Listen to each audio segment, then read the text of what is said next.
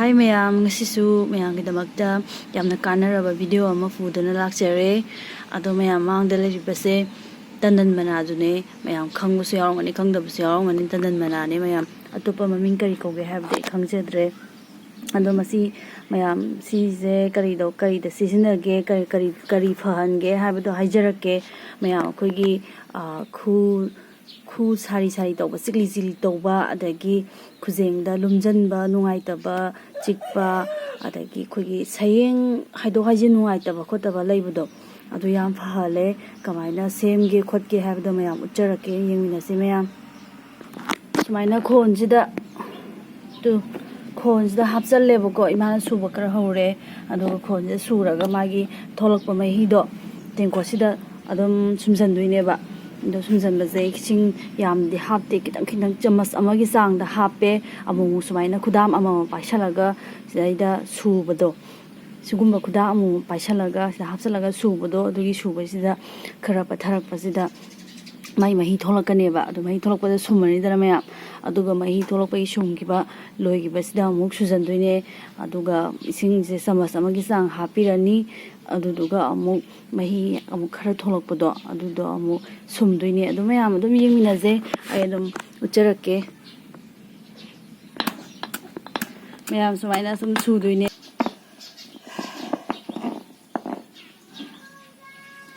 mayam hojikido amuk sumdore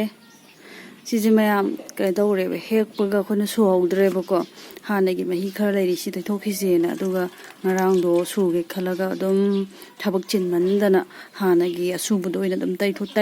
tairaba adugi ngasi nungalakpada khoigi yam kangjal lerame duna mahi kha thokpo wale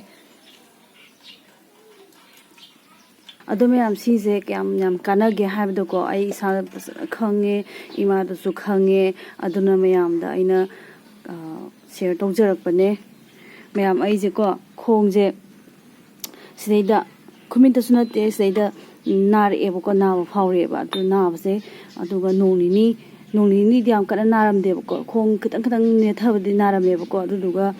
numi humni mari surokpasida khara khongje pongkhala phajaina aise nape aise napakanda nongalaga handare adu handabado fare leire kitang mami de laiba chatpa kanda ne thaba kanda naba aduduga aiji nungaitana sum leire doctor sage khalaga so sum weather je fatabi ko chatke khalaga ne nong chura am taw le dana ko adai nungaitaba sum hengale aije se nammaga chatamina khongbi je unare ebo ko khongbi smai namma chale ban khuning je pra ne thaba se nungaitaba gi aije phana phamaga ju ko mayam phana phamaga su se siku famje ai harake phana phamaga su smai ne thabaje yam kana pressure piber te dana ko adu ita ga aingo yam nungai tabado khong khu ga se mari ga yausalakpado oigi boko ade washroom sanga ga su ningang pham te wa ba khopado oye aduga sigi mahije taibadagi di aingonda yamna kana ba yam pharakpa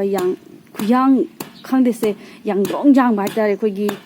mu spray bolini spray ga kapado kachu changde aduga sigi mahiste mayam mantrane mayam imaji ko makhutse khogi maina ima kamai tawna tingthoro samaina free oina tingthokpada ko ngamamde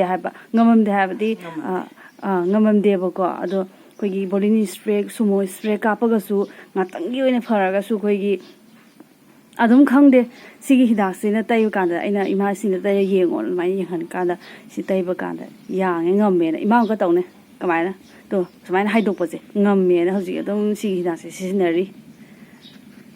ado mayam yengminase ai thang kai naba o adu ai khanghodre to imagi asi kaida lengjum kari haige sayeng habra du do thabak sayeng nabaga do yangi ima haiba phai to hana sumaina tawbada ngamamdri nebo imaje mayam hojiki do loina sumba loire ado tu sumdokhibagi mapangdo leire mahi dore leire konje loina taire sumdarakpa ima sum chong boduna ado mayam sije imungda pusalage mahi je kerosene ga thom ga hapaga lon gi doine ado ucharake minase mayam hojiki mahi do smaina mai da thangkatle aduga thom haptoine sigi mahi je mayam o tangkhaine ado thom je sama sa soba ma hapjalle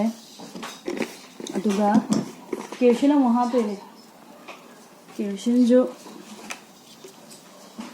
ꯀꯦꯔꯣꯁꯤꯟꯁꯤꯅ ꯁꯤ ꯆꯃꯁ ꯑꯃ ꯂꯩꯈ꯭ꯔꯦ ꯆꯃꯁ ꯑꯅꯤ ꯍꯥꯞꯄꯒꯦ ꯆꯃꯁ ꯑꯅꯤ ꯌꯥꯅꯤ ꯆꯥꯡꯁꯦ ꯆꯃꯁ ꯑꯅꯤ ꯍꯥꯞꯄꯦ ꯑꯗꯨꯒ ꯃꯌꯥꯝ ꯑꯃꯨꯛꯇꯪ ꯐꯖꯅ ꯁꯨꯃꯥꯏꯅ ꯑꯣꯠꯈꯥꯏꯕꯤꯔꯣ 이사는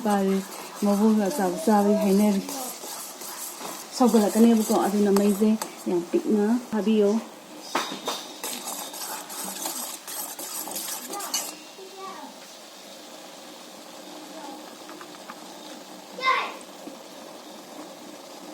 मैम सिसे महीजे खरा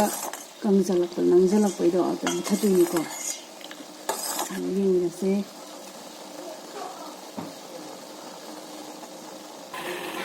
मैम हौजिकी महीदो कंगजलए खनाम कंगे अदो खितंग कंगहनगिगे अदो सिगी माइना कंगजलक मनमसे कोगी सिंही मनमोय अदगी सुही मनमोय नम्मे नुसी मनमजे मैम सागी महीदो लोन याब लोनग्रे तू फनाम मयेंग ताग्रे अदो सुमाइना महीजे ngo सुमाइना नंजलकपसिदा नोइसनदोइने सुमाइना नंजलकपसिदा मैजु मुथापिरो अदो मैम मपानदो सुमाइना पक्सनगरे तविजे ngasa कोथा अदुम पक्सनगरे अदो सी इंधरकपसिदा मैम अदुम तैबा यारे अदुम इमागा एगदी नोंबदा अनिरक तैये अयुक्ता अमगा तुममदाइदा अमगा तैये तुममदाइ तैबसना यहरक खुनुंगायमनि मैम अदुग मैम सिसे कई तौदोइने कौता अमदा फजना इंगे हाय कानुदको कौता अमदा अदुम हापचनबिरगा थंबियो नुइ मरी मंगानी अदुम तैबा याबने अमुतंग लोनगिबदुना अदो मैम इमादा अंत तहलके सि तौसे येंजे मैम सुमाइना तैदोइने संगबने हंदा तैदोइने तैबियो मैम कानबने अदम हंजा तैबियो तैबियो हाबदी हुजी खोइमा अमुतंग लौर तैग्रेदनको अदो होगी अहुम मरीरक अदम हंजा होगी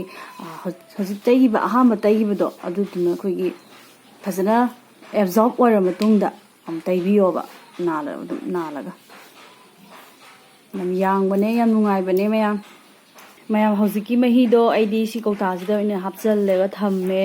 अदो थम्बजे दमी मरी मंगानी अदुम चल्ले माई बानी तैबदा ngasiदी यामदे मैम हान ममांग कै तौबदि कौतासे थनगे तौवे अदो मैमना अनिरक तैबदो नुंगाइत्रगदि मरक्ता अदुम तैबियो अदो मैम आइगी चैनल ngasiदंग अहांबा थेंगनाबिबो ओइरबदि लाइक शेयर सब्सक्राइब तौबा काउबिरंगनो वीडियो से मतांग सिदा लोइसनजरगे